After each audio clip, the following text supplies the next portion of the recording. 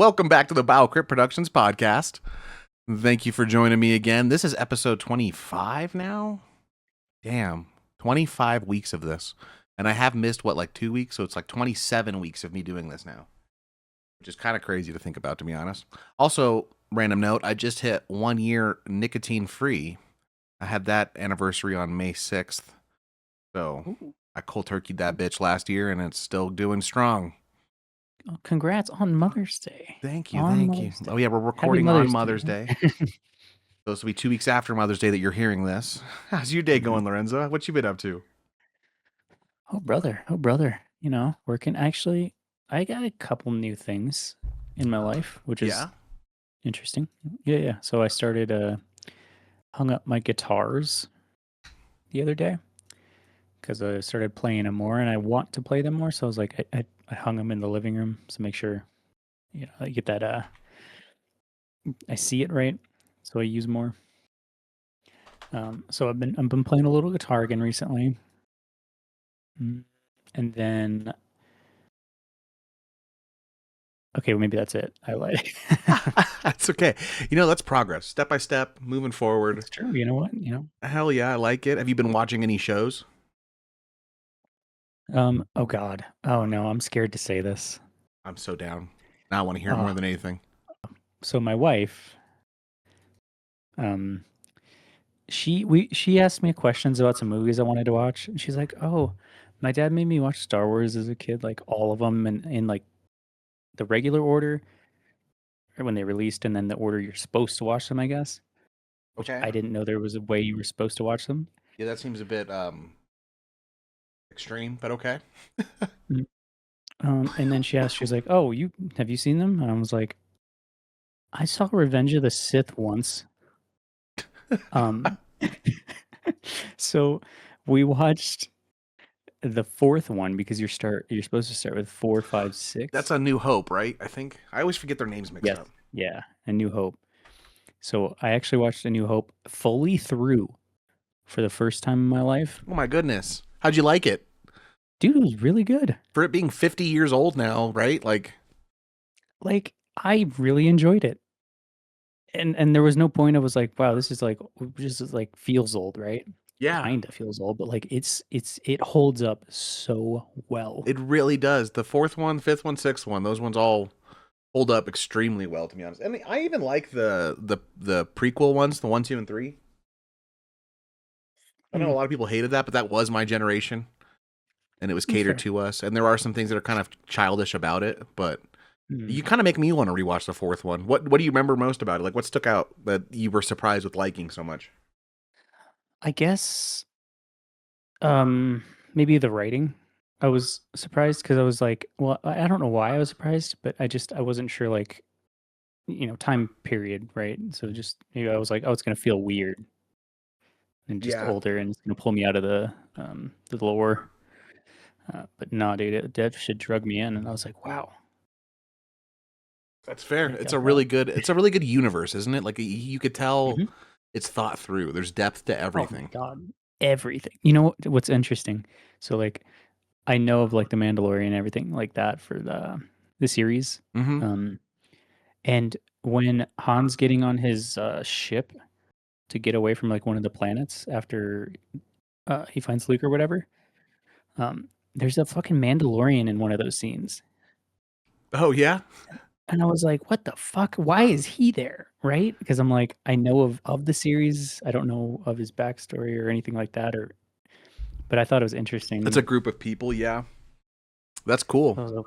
I didn't notice that either. I haven't actually, this is where I'm going to get made fun of in the chat, is I haven't watched The Mandalorian yet, but I don't watch things all that often, so it's not my fault. Don't be mad at me. I'm still working on Alien Earth 6 months later. Well, I got halfway through the fifth one, and then I fell asleep, but not because of the movie, because I was exhausted. And it's like, that's like 3 hours of Star Wars already. I'd be tired too. I'm like, all right, I'm done. Yeah. So I need to finish the fifth and then sixth. So I'm slowly getting through them. That's cool. First time in my life. Nice. Yeah. That's really dope, because those are good movies. Those are like must watches. You know, you gotta watch. And now, if you do end up going to play Star Wars Outlaws, you'll really get that sensation that I'm talking about, where like the world feels like I'm living in those movies. I Hell yeah. No, I would like to play that. Yeah. Hell yeah, man. Nice. That's about all I got. What about you? Well, that kind of touches on to what I've been playing, which is Star Wars Outlaws. But honestly, mostly I got really hooked on Skyrim. Like I'm very hooked. Remember how I said I was just gonna do a direct playthrough and just kind of get Yeah, through of it? course. And yeah, I'm doing everything now. Dude, you can't not play Skyrim and do that. I turned off the survival mode only because of the fast travel. That's the only part that I just couldn't. I mean, if it was just better set up, you know, like I thought it was going to work out because I thought all the major holds were going to have a carriage that you can fast travel to the other major holds with, you know, even if I have to spend $100, like fine, you know, I can live with that. But there are certain holds like Winterhold and Falkreath that don't have a carriage system. Like you can go to them, but then you're going to have to walk your happy ass back. So doing simple missions and trying to get that done just now, like, no, I'm sorry. Like I liked the eating the food aspect. I liked the cold and the hot and the sleep. Like I could have done all that. I wish there was like a customizable difficulty that I could pick, but there's not. But it's just the fast travel part that I'm like, no, I'm not doing that. We're not. No, like it's just not gonna happen. I'm pretty sure that's exactly where I got because I remember having to go to Falkreath, right? And then you have to run back, but like you're in a high level area, so the what are those guys called? I don't know. The enemies in the Falkreath area. Oh, the Falmer or Nature people? whatever. Yeah. No, not Falmer, but I don't know. They're like the weird people, but they're so fucking strong. And then you go to like Winterhold, like you said, and then you got a dragon down your dick. Yeah. And I'm like, I'm not prepared for this. I'm not It's survival. I mean, it's cool enough, but it's just the fast travel part that I'm just like, no, I don't have time to run back and forth. Like, this game's already going to cost me 150 hours, you know? Like, I don't. It's fine. So I'm currently working on the Thieves Guild. Nice. Chipping away at those. I built my house. That's the other big part. Is like building the house is pretty much useless in survival mode because there's no way in hell I'm gonna walk to that bitch every time I need to go there. Like there's just not gonna happen. I'm just not gonna carry things with me, and I wanted to enjoy my house. One of the houses you can actually get a fast travel at, but I forget which one. It's in the DLC one. Yeah, the Hearthstone. Yeah. No. I built the house down in Falkreath, and I don't have a fast travel station nearby, so maybe that's why. Maybe I needed to go to the one in like Dawnstar or whatever. But I like the Falkreath area. It's nice and lush and full of stuff. Full of nature fanatics. Yeah. Good options for a alchemist as myself, because I'm still doing the witch thing. My destruction magic does fuck people up. I'm doing pretty good with that, actually. Now, Hell yeah. when I dual wield adept magic spells, it will stun enemies. So that includes like dragons. So even dragons don't. They'll start to try to breathe fire on me, and then they get stunned, so they stop. You know, and I'm like, suck it, bitch. You can't touch me. That's wild. I didn't know you could have that. There's a perk like that. Yeah, it's nice. It's just for a split second, but it stops whatever move they're doing. So with dragons specifically, it's helpful. Fuck yeah, I like it. Yeah, that's dope. But mostly that's been all my time is Skyrim. I did finally beat Bully, like I said, and I moved on to Demonstone, which I don't know if I mentioned this last time, but I don't even know what that is. It's an old PS2 game. It was very nostalgic for me as a kid. It was like my first time really understanding what a tank, a mage, and a rogue are in like these kinds of games, you know? And it was my first real exposure to that kind of world. It's actually set in the Dungeons and Dragons universe. And it's got its own little storyline. But what got me was almost immediately, and I didn't notice this as a kid because I just didn't care about actors and shit. But almost immediately, I was like, I know this voice that's narrating the story. What the fuck? Charles Xavier is literally in my video game telling me about wizards and dragons right now. Patrick, what's his name? Patrick Stewart. Patrick Stewart. Yes, he is the main, like, your mentor as a mage. What? Yep. So you hear him narrating this whole story, which is cool, right? That's dope in itself. And the game's not very long. I'm already halfway through it. I've barely played it. But the main bad guy is the big black guy from the Green Mile. He passed away. Oh shit! The I'm Really? so tired, boss. You know that guy? Yeah, He's the main bad yeah. guy. And I'm just like that in itself. Those two voice actors, like, I'm playing the shit out of this game. This is hilarious. What a fucking cast, bro! Yeah, That's crazy. look up Demon Stone. It's fucking hilarious. It's been cracking me up to play this game. When did you first like start playing it? How'd you Oh, get I it? Like, had to did have you been buy it at? 8. Like I like how it's got like a 6 out of 10, a 3.4 out of 5. Like, it's not a very good game. It's just nostalgic for me, and I love that the like those voice actors are in it. Dude, those are hell of voice actors though. Like those are some big dudes right there. Yeah. What cracks me up too is that it reminded me that I was playing Area 51 recently. I think I mentioned it before. But the main bad guy Edgar in that is Marilyn Manson. So No shit. that was hilarious to like hear and listen to. And he's not as good of a voice actor though. He doesn't do the acting. He's a singer. You know. Yeah, no, I could see that. That's hilarious. Yeah, shit. Actually, he's not even the main bad guy. It's like the main alien that's not an ass to you in that game is Marilyn Manson. It's funny though. So yeah, Demon Stone. It's pretty simple. Like if you're looking for something to just like kill a couple hours, it's not very long, and it's probably cheap as shit wherever you find it now. And if you just want to have a Dungeons and Dragons game where Charles Xavier and the inmate from the Green Mile are talking to you, it'll really crack you up. Is it actual like? Is it a funny game or is it like serious? It's trying to be serious, but it's been cracking me up. Okay, I mean it's old, right? Yeah, 2004 is when it came out. Okay. Long time ago. Holy Oh my crap. gosh. Yeah, but I remember having it, and I just had to get it back in the collection. I've had it back in the collection for a little bit, and I was like, yeah, this will be a quick one, and I can finally say I beat it. So, just cracks me up. First thing I load up, and I just hear Patrick Stewart's voice. I was like, this is hilarious. I'm sold. Done and done. The UI reminds me of oh no, what the hell? The game that just got released. Crimson Desert. No, they're going to release the Fable. It almost has a Fable vibe to it. I could see that. Oh yeah, that'd be cool. Oh man, I need to get Fable again. That needs to be back in my collection. The first one specifically, I know everyone likes 2, but I got hooked on the first one. And I'd really been wanting to replay that in general. I loved Fable when I was a kid. Yeah, that and Two Worlds. I didn't play Two Worlds. I had some friends that really liked Two Worlds, but I didn't play Two Worlds. It was jank. Even when I was a child, it was jank, and I realized that. I'm like, wow, this is awful. Oh no. Nice, man. Yeah. Well, before I ask you what game you've been playing recently, because we already kind of briefly mentioned that it kind of ties into today's topic, I'm going to go ahead and go through some video game news. Nothing really for me too much that stands out, except for some games did just release. So Saros just came out, which is kind of like it's the new game that's supposed to be Return. I don't know if it's the Returnal sequel, but it's in that same vein. It's in that same kind of gameplay style where it's roguelike and repeating levels. I never really played Returnal. It is still technically on my backlog. I don't really know if it's up my alley. It's got a lot of good praise. People really do love this game. And Saros is apparently doing really well too. People are loving it. They fixed everything that they didn't like about Returnal. It's the kind of the vibe I'm getting from everybody.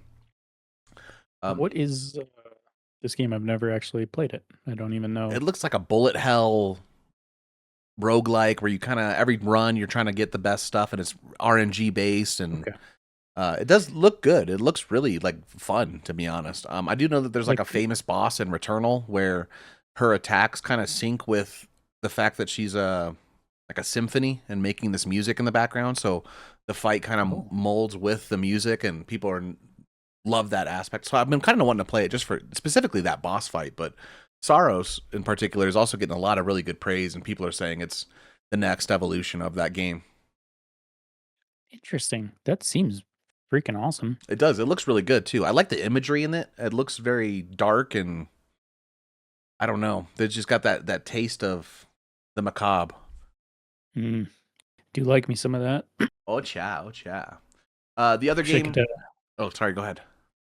I'll let you go. Well, I was just going to mention the other game that came out recently that I've been wanting to check out. I was actually not that interested in this before it came out. Uh, it seemed cool enough, but I was going to wait for discount. But after it's come out, it's been getting a lot of really good praise and people are talking it up. But it's called Pragmata. I don't know if you've heard of that one either. Oh yeah, the you can't be a dad simulator to the rest of the Yeah. world. Yes. Now we got two of them. You can either have a daughter in Death Stranding 2, or you can have a son or a daughter in. Wait, what was the other one with the son? Oh, you can be God of War with Atreus, you know? And now you can be the. Oh, people were making the joke that Grace in Resident Evil 8, the mommy simulator for the little girl, and then you can do the daddy simulator with Pragmata. Yeah, I did see that a couple times pop up. Yeah, that was pretty funny. But it does look good. I like the little mini game where she's like hacking the robots to get their vulnerabilities so that you can shoot them.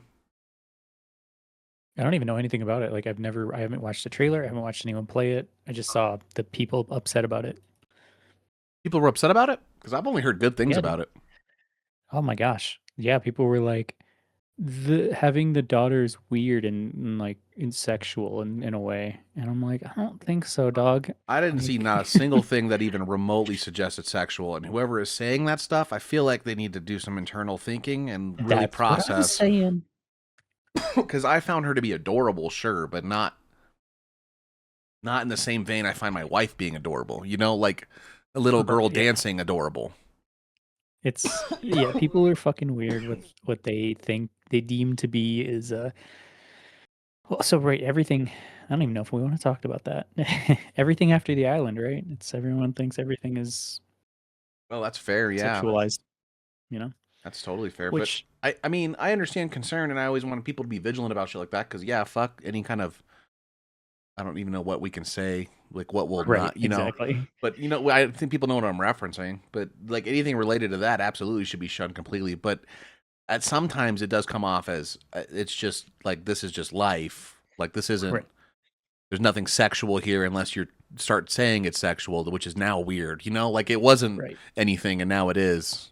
With the Pragmata girl specifically is what I'm talking about. And maybe I'm missing something. Maybe I'm going to play it and like the first scene, she's like in her underwear or something. And I'm like, oh, okay, this is weird. You know, like, I don't know. But from what I've seen, she's always just in like this overdressed sweater looking thing covering her whole body and dancing and saying cute shit. Like that's all she is doing. Because she doesn't have shoes on. That's yeah. What? Dude, people are fucking weird. I don't know. What? Yeah. Okay, well, people are weird. Yeah, I don't know. I'm still gonna play it. The little girl from the trailers does immediately activate my dad instincts, though. Like I'm like, I will protect this daughter with everything inside of me. I will kill the world. You know, like they do a good job, at least portraying like a daughter-dad relationship, in my opinion. So yeah, Pragmata, Saros both came out. There's a new DLC for Resident Evil 8 that just came out. 9? Resident Evil 9, Requiem. And it's the Leon Must Die, and I haven't checked it out myself yet. I do actually want to, so maybe I'll check that out and make a little mini review about it or something, and maybe it could be our first kind of a gateway into reviewing stuff on the channel. I could see myself playing it. I wonder, yeah, no, I could definitely see myself doing it. Yeah, definitely. The only other real... Do I have more news? I think I had more news. Yep, nope. I think that was it. That was pretty much it. I know that the next game, so next week, we should be talking about the fact that the 007 First Light just came out around that time for the release. So yeah. I'm excited about that. That's an upcoming game that I didn't want to check out. So I'm getting kind of behind. There are some games I've been wanting to get, like Crimson Desert. I want to get Saros. I want to get Pragmata, 007. We got some catch up to do, good sir. We got some catch up. Yeah, I mean, 007 just looks like Hitman, but you know, what do I know? It's the same developers. Okay, well that makes sense. Yeah, which actually makes me excited. I feel like those will overlap really nicely. Like everything they learned how to do in Hitman, because they got really fucking good at it. If they implement, you know, that same kind of style and some of those features into 007, I think it'll meld perfectly. That is exactly how 007 would be. Just make him not the strong silent type anymore. Make him funny and charismatic. Give him some witty, cool gadgets, and bada bing, bada boom, you got 007, you know? If they don't have the watch laser in this game, they do. Then I already Okay, saw well, some yeah, trailers about it. You can use it to blind your enemies, and you can also use it to cut locks. okay. Well, I'm gonna buy the game, I guess. Mm-hmm. Sold. That's Sold. said. Yep. 100%. And I like it's supposed to be like an origin story, so even if you're not a 007 fan, you should still be able to just start up and play and like kind of enjoy this whole new universe of 007 that's not tied to anything direct yet. What was your first 007 game? What was that? What was your first 007 Oh, game? I'm OG with the GoldenEye. I don't think I played anything prior to or before that, though. To be honest, I think GoldenEye was my introduction. Okay. I was a Nightfire kid. I didn't get on the GoldenEye. Is that before or couldn't. after? I don't know. I think it was after. Okay. Was there one before? I don't know. I think GoldenEye was the only real 007 game I played, but I just played multiplayer with my stepbrothers. Oh, fair. I didn't have friends or sisters that could play games, so I just played the story over and over. Oh, damn, we had very different childhoods. Like I always had other kids around all the time. Oh God, I still don't hang around people too much. I'm here, boo boo. We hang out twice a week, Mondays and Thursdays, 8 to 11. True, Little we plug do. there. Oh my God, what a plug! He's too good with it. He's too good with it. Nice. Well, yeah, that's pretty much all those news. The only other thing I'm trying to get in the habit of is my little brother pick of the week. So, little bro, I texted him.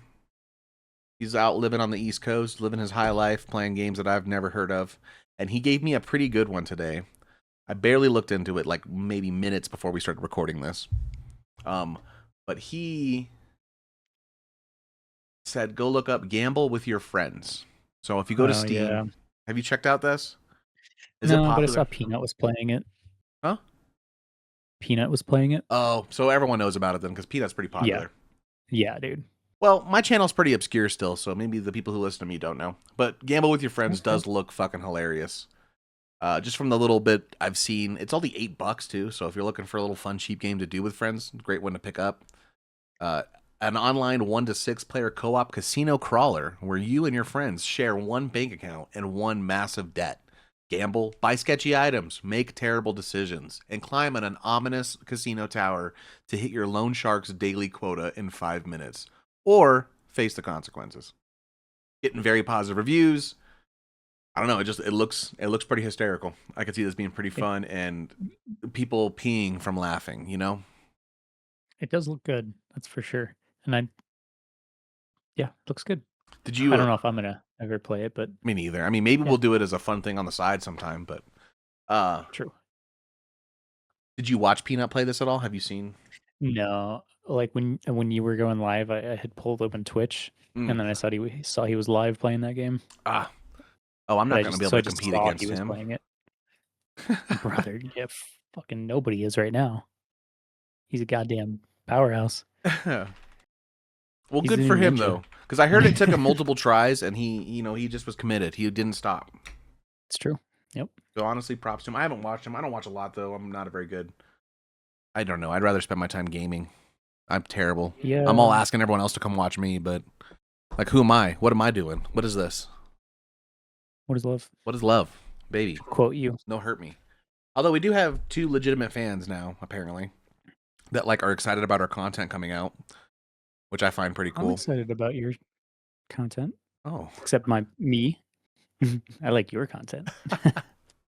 Actually. Hell yeah, man. Well, what have you been playing lately? Let's finally get into this. What's your game lately? I recently downloaded this game called Gray Zone. Oh, I've never heard of this. Is it 2 words? 1 word? 2 words. Okay. Gray Zone Warfare. That's what it's really called, I guess. Okay. So it's let me preface by saying I was a Tarkov player for a little bit. Moved to Arena Breakout, stopped playing that for a while because I just don't play with those friends. And I really was craving something like, I guess, I mean, it's in the title, so like high stakes PvE. And that's kind of what I wanted. So, you go into this world, it's open world, not like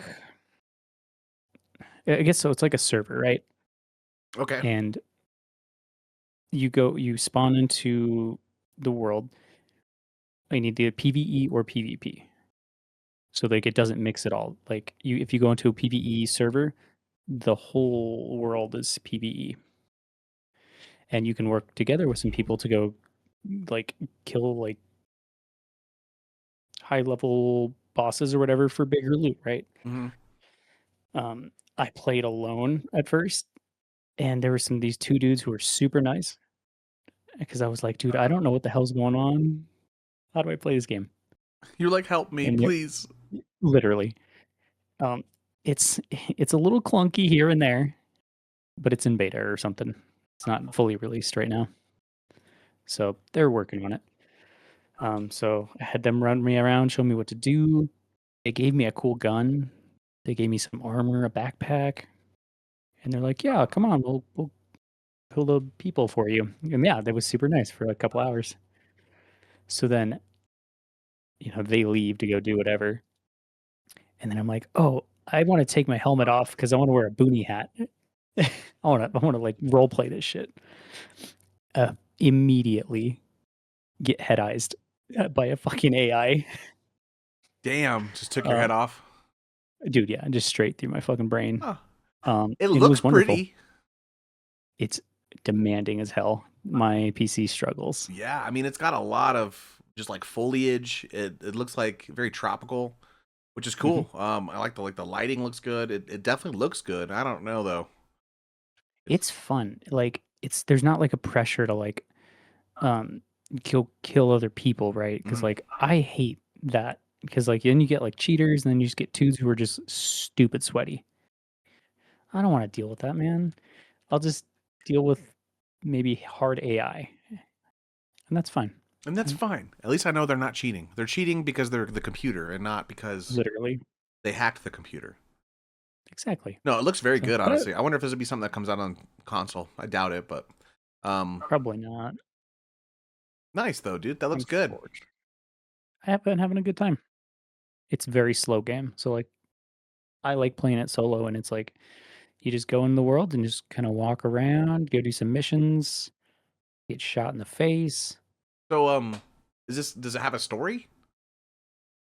Yeah, but the story is like it's all text right now, and I don't like text wall Yeah, for real. That's always the plots. worst. Hmm. Um nice. So there's no real I don't know. story or anything. What do you is it like if you die, is it you have to start from scratch again? Do you lose all your shit? Kinda. You can go back to your location where you died and get your kit back, but like you have to literally go all the way back there, and it's Okay. kind of a pain in the ass, which And can I someone like. else steal There's your shit potentially? yeah. So I don't know in PvE to be honest with you. Oh, that's fair. I want to say no, but I don't know. So if it's Yeah. PvE, it looks very like military base. Like it kind of looks like Tarkov or something. So what's the point? What are you trying to do in this game? Just survive as long as you can? Uh, get through the missions. So like a lot of the missions will have it'll be like one of two missions. It'll be like you can go there and then just complete the mission, and there's no penalty for like if you fail it.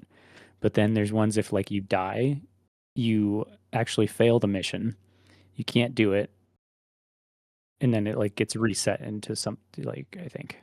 Wow. Do you think you lose your shit because if it, doesn't let you try again or anything, you can't go back and get your stuff?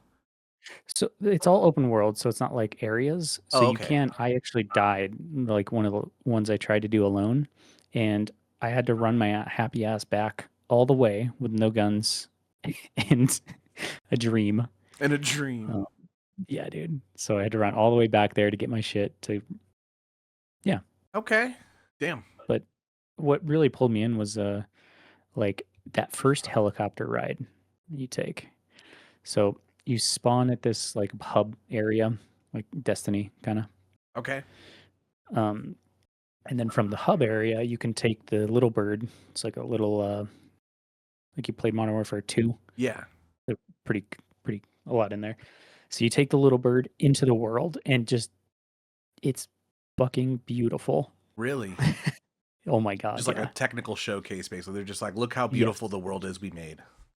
but and then you land, and then you're still in the game. So it feels crazy. Nice. Like you look at this world and you're like, holy crap, that's beautiful. And then you're like, you land, you get out of the helicopter, and then you're in the world. Like it's just you're there in the beautifulness that you saw out of the helicopter. So the introduction itself kind of got you committed to the game in general. Oh my god, yeah. Damn, that's awesome. Well, that does kind of tie in perfectly because today's topic is introductions or beginnings of games that just what's the way we phrased it? The best video game beginnings. Something that just inspires you, connects with you, immediately draws you in, and makes you feel committed. So that's pretty cool. Nice. Was it just like a huge mountain vista of jungles and? I mean, no, it's a lot of flat land, and there are some mountains and stuff, but like you just see like all the rice fields, and then just all the villages. Yeah, Cool. it was an experience. Nice. Gray Zone Warfare. Never heard of it till today. That's cool. Hell yeah. Well, for my first beginnings, my best beginning video game, I'm going to save my favorite for last. I'm going to kind of try to go from like least to best in my opinion. And I'm going to start with something I don't know. It's more of a cool feature that happens, which is in Far Cry 4, 5, and 6. You can pick any three of those. There's an opportunity early on in the game to basically immediately finish the game. And I'm sure it's been talked about to death, but like the example that I can think of offhand that I've done before is in Far Cry 4 when Pagan Min is, you first meet him and you're supposed to go get your mom's ashes and spread them, I think is the overall goal. And he's like a ruthless dictator. He shoots up the bus you're on, and then takes you back to his palace and starts trying to feed you, basically. But, there's this ominous vibe. He seems like a bad guy. He's a dictator. We're automatically assuming I'm going to kill this because he's the main bad guy. He's on the cover of the right. thing. So he gets a phone call and he walks away, and you hear someone being tortured below, like the guy that was helping you for the rebel group. So when he goes to take a phone call, you're supposed to sneak out and whatever. He tells you to like stay there though. And he's like, just stay there. The dumplings or whatever are amazing. I forgot what he said, but it was very funny, to be honest. I was like, oh, that's a good introduction. And you end up, if you stay and you wait, it's like 15 legitimate minutes of just sitting there waiting. Then he'll come back and you get an end credit scene where you go and you spread your mom's ashes and you go shoot some guns and have some fun and then leave. And it's just like, I like that aspect, like something a little different for the beginning of the game. Really, I just got to give props to creative thinking like that, And then in 5, you don't handcuff Joseph Seed and you get a different ending if you just leave instead. And then in 6, if you have an opportunity to get the boat and go to America and leave. And if you take the boat, you can just drive away and leave. And then you get this whole, you could just choose to leave and not even engage with the whole conflict that's going on. So fuck this shit, I'm out. I just like that Far Cry decided to do that, like give us the choice to be like, you know what? Fuck this. I don't want to. What happens if I do this? So I got to give a little shout out to Far Cry for that. That'll be my first one. Nice. Okay, what's your next one? That's a good first. Yeah. You got any questions about it or anything? I kind of cut you off. I feel like.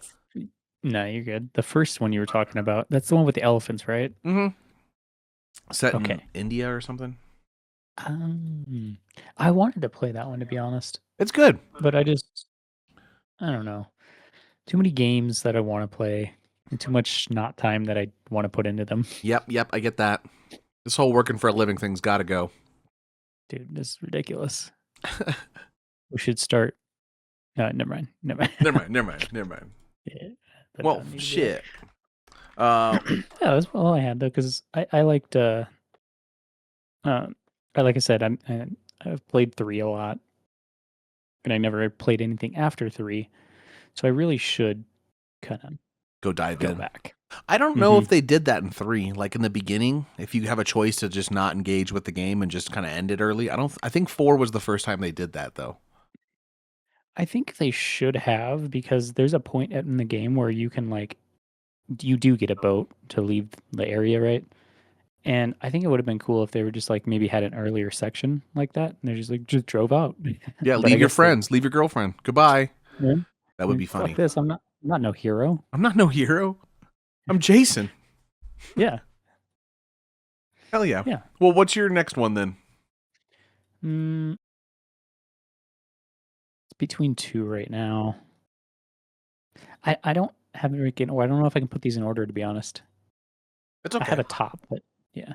So my first one will be the intro to Battlefield 1. Okay.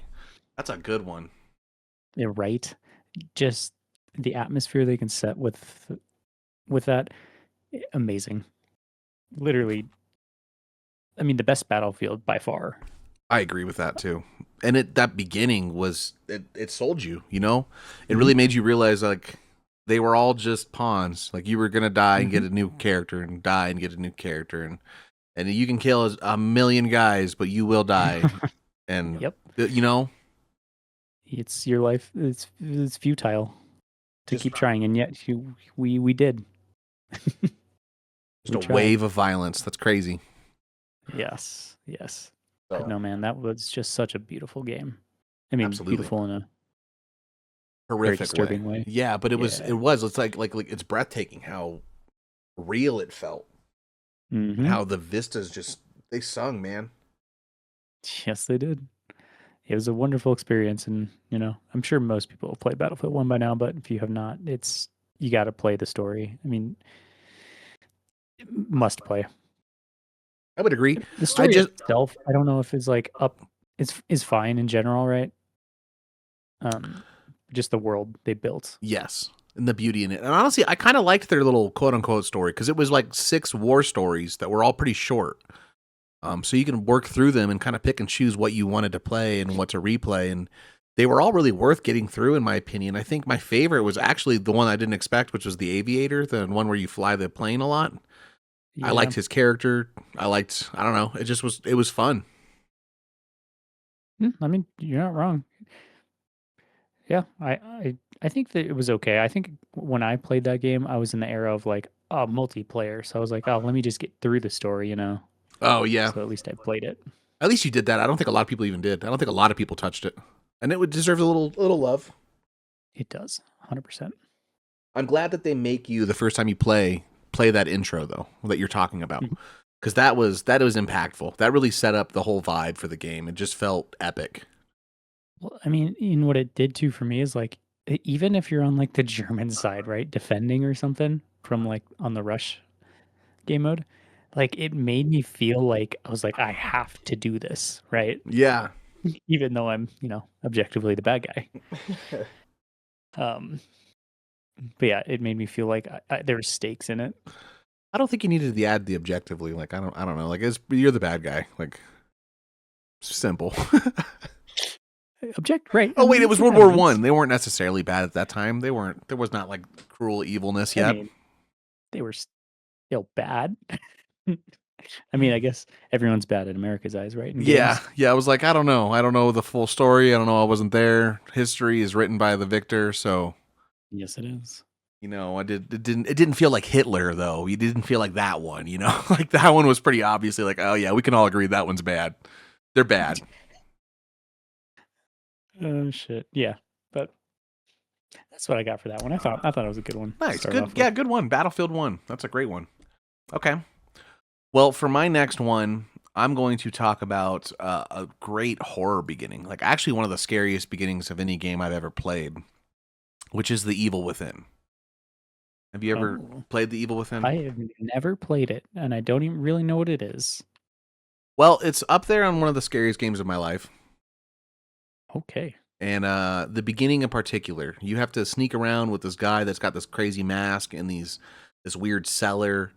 The way they build up, even before that, where you're a detective going to investigate a 911 call that happens at an insane asylum where people sound like they're dying on the phone. And when you get there, there's just dead bodies and blood strewn everywhere. The vibe just gets really intense. You're there with your partners, but like it's very quickly realized that it's a very dangerous circumstance. And before you know it, you get knocked out and you wake up in like the cellar and you have to sneak around this guy with this crazy mask. And eventually you trip an alarm. So he starts chasing you with a chainsaw. And then you realize that you're like in this I don't know, hellish death trap house almost, where there's these giant saw blades everywhere, and you have to outrun everything. And he nicks you once, and you have to find a secret way out and slide down this tunnel and dodge a bunch of shit. And you just realize it's just blood, guts, and viscera everywhere. And it does one of the best jobs ever of going from literal 0 to 100 within minutes. And it doesn't feel like they just jump to it. There was that like gas pedal push, like it happened quick, sure, but you feel it ramping up as it's going, and it does a great job of, by the time you're done with that whole intro area and you're on to like quote unquote chapter 2, you know what you're getting into now. You feel very sweaty and scared, like you're ready. Alan loved that game. Like a Resident Evil game, to be if I'm honest. It's actually one of the creators from the original Resident Evil.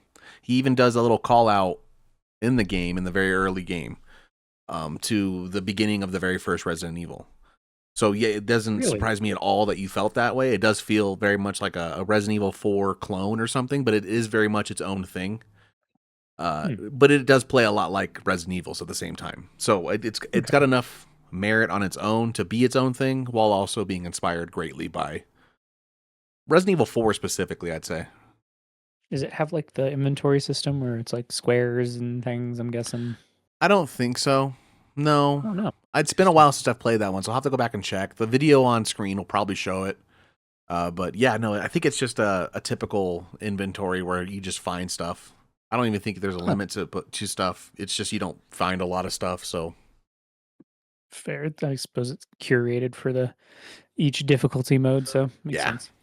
Which that game gets hard too. A lot of sneaking, a lot of stabbing, a lot of gore and monsters. And the second one is the only real attempt I've ever seen at an open world horror game, and it needs more love. That's something we'll need to talk about in a separate episode. I think open world horror games are hard, man. Yeah, I think they did a good job. The idea of like open worldness. Well, so it is open world. Yeah, I mean it's big sections of open world. Oh, okay. For Evil Within 1, it's more level based, more linear. Oh, okay. Was the second did you play the second one? I did, yes. And it was good. Which one did you like more? I like them both for different reasons, so that's a hard question to answer. I would say I think the first one's scarier, and there was more attention to detail. But in the second one, they were swinging for the fences a little bit more, and they were doing things that I kind of wish would get more love in the industry, such as open world horror. That's going to be hard to do, sure, but they did it. Tango Gameworks, which unfortunately did get shut down. So we'll just have to hope. We'll have to hope someone else tries it, like us, someday. That'd be dope. Right? Hell yeah, man. Hell yeah. Well, what's your next game? My next game isn't so much as an intro. I mean, it kind of is. So it's an intro to a DLC. And it's the Phantom Liberty intro. That's a good one. Mm-hmm. I took a long time to play the Phantom Liberty one. So I played Cyberpunk when it released, right? And I could barely play it on my PC. It was damn near unplayable. Still beat the game. It was a push, though. I was like fucking beating my head against the wall. It was a push, though. Dude, it was. So I beat the game in its terrible state. Put it down for a long time. And then when the DLC came out, I was like, oh, I should replay it. So I got through, I think, like half the game. And then just put it down again. And then I was like, screw it. I'm gonna play this DLC. So I bought it, and then the intro with like the plane crashing, the tension they build in that fucking moment is insane. Like I thought it was in like a war zone. Like that's what it made me feel like. I was in the city, and I like this was actually happening. Have you ever seen the movie Escape from New York? No. So that whole like beginning part felt a lot like the movie. I mean, Escape from New York is like an 80s movie, so obviously like the vibe and stuff gets a little bit differently. But Snake Plissken Escape from New York, that whole setup, it just felt very familiar to that, and I really, really enjoyed it. Like it just, I don't know. If you would might like that movie, I would go check it out. Dude, I'm looking at it right now. I'll have to watch it. Yep. Yes, yeah, you can tell it's older, but it's worth a. You'll see what I'm saying. Watch it and let me know. Come back next episode and let me know. Yes. Yeah, I can do that. Hell 7.1 on IMDb. Is that good? I don't know. That doesn't sound good. I mean, out of 10 That's not that good. for a 90s, Okay, 80s, fair. 81. Yeah, it was like 80. Yeah, it was early 80s. I'm pretty sure. Mm-hmm. Hell yeah. Yeah, I'll have to watch that. But yeah, I think it was I'll never forget that intro. Like, yeah. I don't even remember the intro to the. I mean, I guess I do remember the intro to the base game, which was good, but this was just fucking amazing. Yeah. I would agree. I think the Phantom Liberty intro it felt way more intense. Like I was like, oh shit is popping off. Like it is a battle in the streets of the city. Like that's crazy. Yeah. Well, yep, it was wonderful. My next one is a bit different. Yours is crashing from the sky. Mine's going under the sea with BioShock, the first one. Oh, man. Yeah. Really, before you even get too far in the game, I mean, we all know that intro scene. You're swimming up to that lighthouse during the storm. You're in that rickety ass boat. Everything seems ominous, and you have amnesia, and you don't know what's happening. I think there was even a plane crash. You plane crash into it, like, if I remember correctly. Sounds right, yeah. Make your way to the fucking lighthouse, and you get inside this thing, and you think it's gonna shoot you up, but in reality, it shoots you down. You go deep under the sea, and that just feeling you got almost immediately, seeing this giant, crazy looking futuristic city at the bottom of the ocean with giant squids going by, and the different fish and creatures, and the tone, the vibe. And then even when you do finally land, and that very first splicer is just creepy on the outside doing that weird shit. It just, there's nothing quite like it. Nothing has hit so hard in such a long time for me for that. That was cool. That was when I knew I was getting into something I was really going to enjoy. That was a solid intro that I almost forgot about. God, no, that's a solid choice. I need to go back and replay that one. I'm excited to get that footage for this now. Yeah, dude. Damn. Do you have any more? How many more do you have, by the way? Just one. Just one. You got the final. Well, I'll do one more then before we do yours. Then, you know. Okay. That way we don't take mine.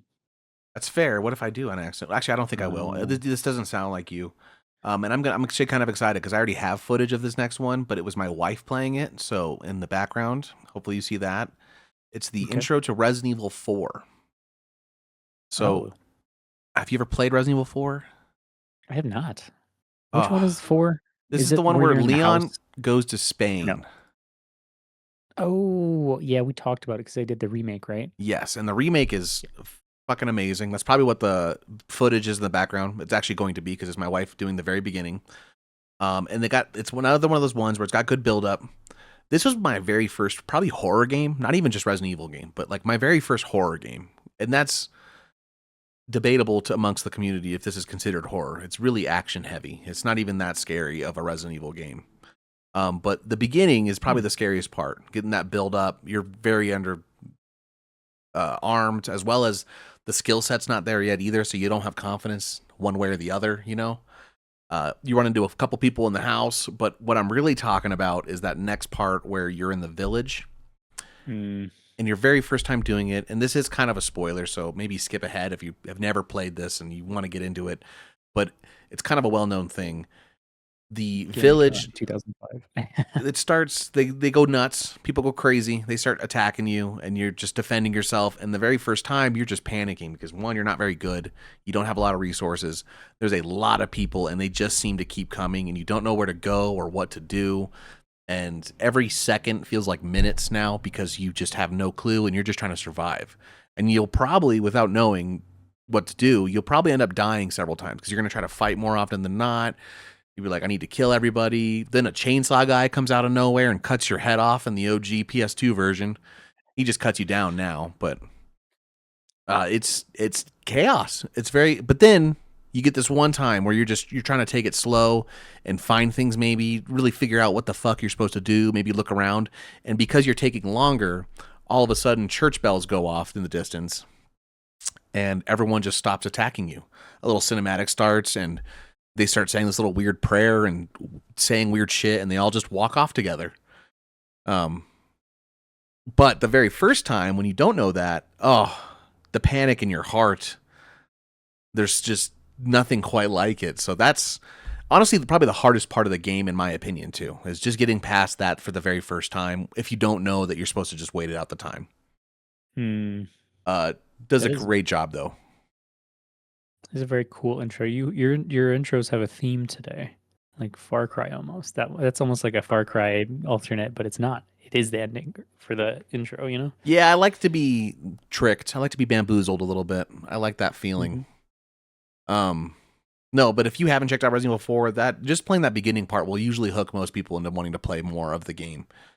They'll be afraid and they'll be terrified, but it's worth it if you haven't checked it out before.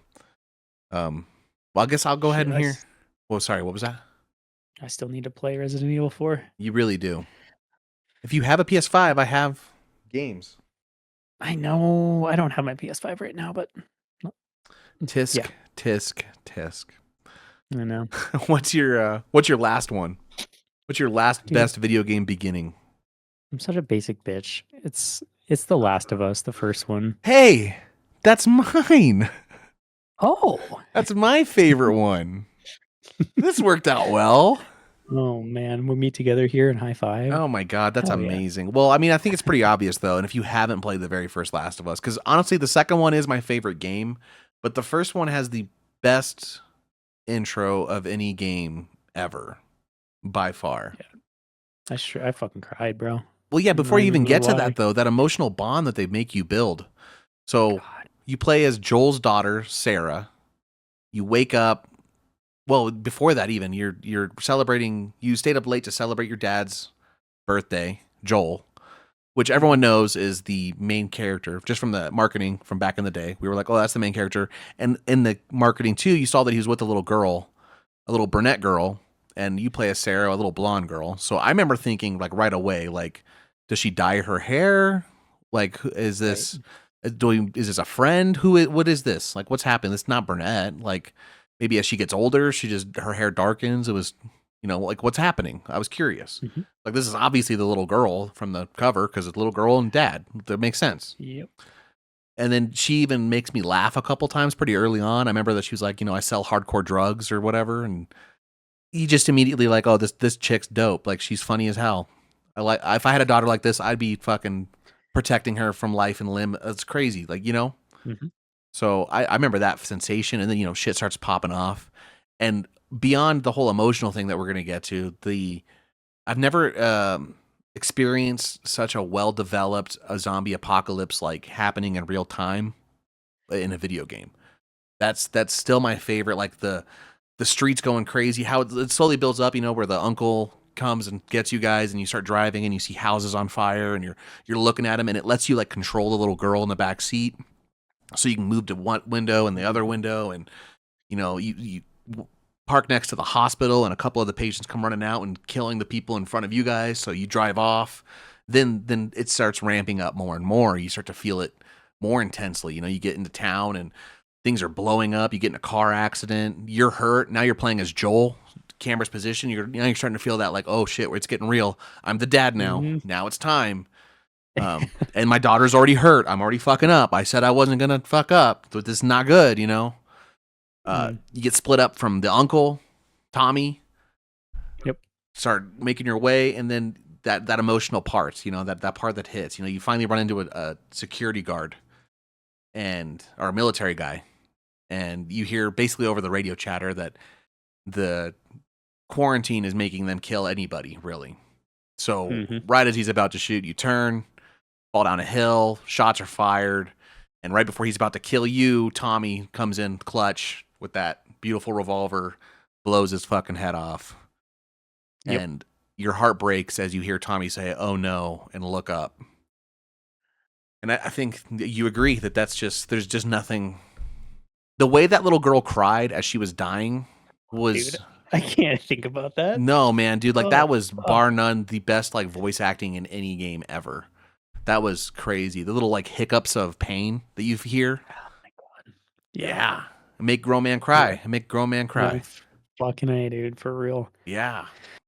And the way it just kind Couldn't of like said it better. then the music hits and it goes to the titles card, you know, and the whole intro screen goes on and you're just left there. I remember walking away the very first time that happened and just being like, "Holy fucking shit. Like what am I getting into? This is already the best game I've ever played. I'm definitely doing this again." That game is one of the few games where when I beat it like 3 or 4 times in a row. I couldn't stop. It was just so fucking good. Emotional impact was insane. Yeah. Yeah. No, I mean, I don't really have anything else to say other than that. I mean, that was just it. I don't think there's another game that's gonna be able to beat that, dude. Especially like when it came out in my life. Yeah. Like it just there's so much nostalgia on it, like already at this point. So like if another game comes out and say it has a good intro, right? It's not gonna be that. It's one of those ones that it defined kind of a genre. It changed things up so significantly. Um, there are occasional games every few years that really up the pedestal of what gaming is in consideration of art, right? Like there's always that there was a debate for a long time of like video games were even considered art, especially by moviegoers. And Ugh, there's that snobs. occasional game that comes out every couple years that brings that step closer. And I think Last of Us was one of the biggest ones. Like I think it was hard to argue with us as gamers anymore about like emotional impact, storytelling, even as something as simple as like camera angles, getting the real cinematography of the fact. You know, like I was playing a movie. I wasn't just playing a video game. Even moving around the world and looking around and how it interacted, how Joel put his hand up on the wall when you would get close. Like there's just so many aspects that the detail was there. You know, there was genuine love for that game put into it. 100%. Literally, yeah. I look forward to playing that game in the future again every time. I know I got part 1 on my backlog. I still haven't actually played part 1, so that one might be one I do like on the Let's Play. I don't know, but it's one of my favorite games. I'm actually excited to go back through it again. I still do think I like the second one more, but we'll see. Maybe time has changed and I'll be like, nope, the first one's still better. Who knows? Yeah, I think I'll like the first one. I mean, yeah. We've Whatever. already, yeah. Yeah, You're a Joel lover. No, I just didn't. If they never made a second one, I'd probably be happier. Damn, the hate is real. Well, that covers pretty much our list. It's funny that we had the same last one. I should have expected that. I mean, it's just insane. That's Fuck, just way too good of an intro. Sorry if we spoiled it for you, but you shouldn't be listening to that for that reason. You know, it's just No, one go of play the fucking game. Go play it still. Like even if I did spoil it for you, just go play it. I promise Oh you'll God. still feel it. There's no way I'd you'll still walk cry. away. Yeah. So Even thanks after again talking for about it. checking us out. Like, subscribe, comment. Come join us on stream Mondays and Thursdays, 8 to 11 or 9 to midnight, depending on my work schedule. If you haven't yet, go check out the Let's Play. The Outlast series is doing really well, and I've got a lot of clips coming off it that are getting a lot of views. The YouTube channel is doing good. Come join us, subscribe there, as well as you can follow us on our social medias, Instagram, Facebook. All of them are BioCrypt Productions, TikTok. We got all of them now. And we also have the Discord channel up too. So you can look up BioCrypt Productions and come join us there. Yay. Heck yeah. And Patreon, come give us money. That's another one. Ooh, that's cool. I like that stuff. I like that stuff. That's stuff that the government makes me give them. Do you have any last minute phrases for us? I sadly I don't today. I think you should send us off. I'm just gonna go with my usual. Just try to behave yourself, guys. Don't get into too much trouble without me.